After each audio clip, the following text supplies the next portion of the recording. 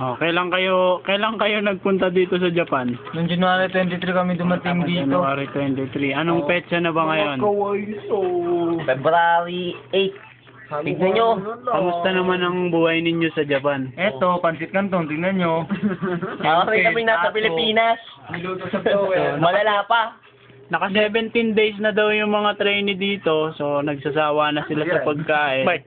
So ang ginawa nila is nagluto sila ng malamig na Pansit Canton Boy style. at saka corn beef na nilagyan ng skyflakes. Kunin nyo nga muna saglit. Ganyan talaga pag naghihirap na eh. Oh, may toothpick pa. Yun daw yung chopstick mo. Oo, makaman. So medyo high-tech dito, hindi katulad sa Pilipinas. Kasi sa Pilipinas, ang ginagamit na plato, saging. Daon ng saging. Pero dito, plastic ng basura ang ginagamit. Kaya mo, minimagic mo yung pagkain. Ano ba kung ano to? Pagkain namin to dito. Ito, warning ha sa mga magti-TNT. Ganitong buhay nyo. Gutom kayo rito, ha? Noodles. Naka-cellophane, naka-plastic. Kakainin namin to. Ganito na kami kababoy. Huwag nyo kaming gayahin ha. Ikaw lang. Hoy, huwag tama na. Okay na yan. Sige na, sigurado na siguro. So ngayon, Nadakiman! Nadakiman! Asan na yung ano? Boy, yung beer natin. Luto? Malambot, brother. Pwede. Ako pala.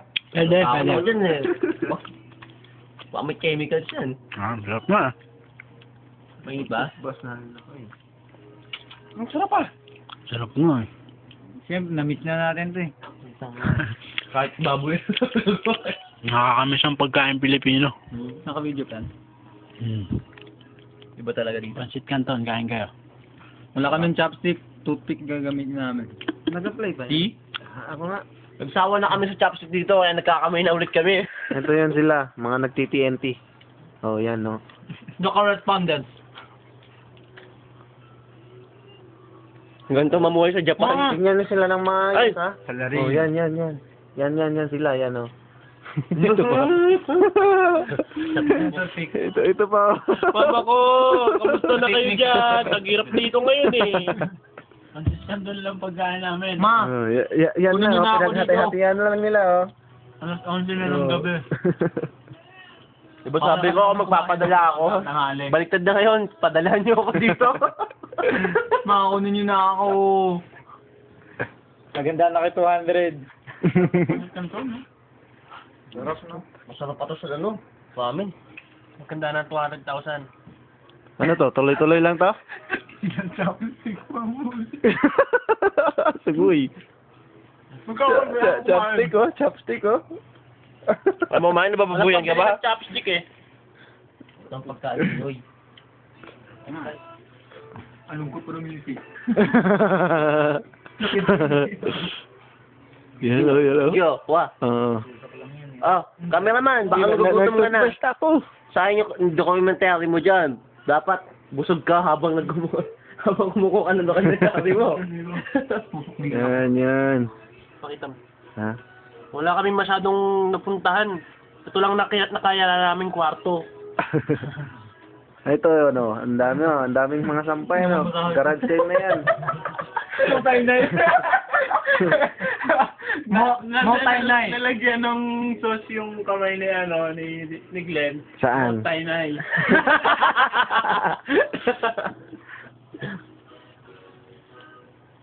Yan, oh. Pagod. Okay, di ba? Nag-job. Sarap ng pagkain Pinoy talaga po. Kan! Parang may kanin lang.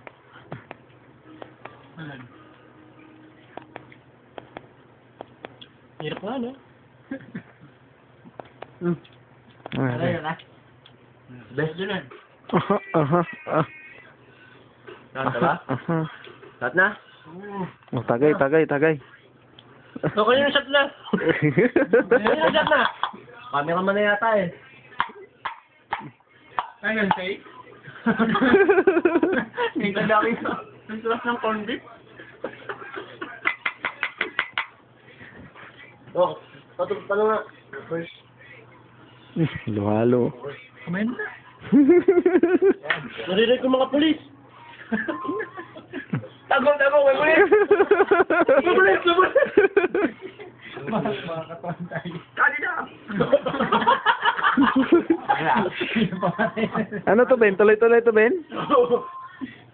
Sarap. Ba't ako kumain? Nag-toothbrush na ako. Kunyari ka pa, patay gutom ka rin. Hindi ayaman niya. Ilang homie ko natira, ilang noodles, baka bukas. Ilan na lang na ba? Meron pang... Saan na ba? Ayun! Ito yun, oh. Dami pang noodles. Yung asukal. Yan. 1, 2, 3, 4, 5, 6, 7, 8, 9. 10. Kada isang araw. Wala na yata. Mga nakaw Wala namin na. yan. Mga nakaw. Mga nakaw ng pera pambili. Wala na. Yun lang. Cut. Ayun na. Pangpatlat eh. Ano? Laptop. Kumakain kami sa loob ng kwarto. Sabi nila bawal daw dito. Mhm. Matigas ulo namin. Pilipino kami eh. Hindi ka pinahihiya ang dahil Pilipino. Pinoy! Pinoy tayo, Pinoy!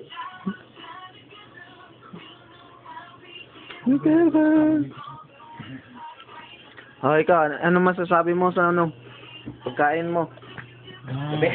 Labas. Ikaw. Ako? Gutom ako eh. Wala pa akong masabi. ikaw. Kwek, kwek. Yan lang, panutpik na lang. Tama.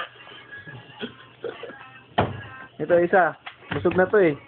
Okay na. Okay na. Oo. Ubus oh. Ikaw naman kukunin mo.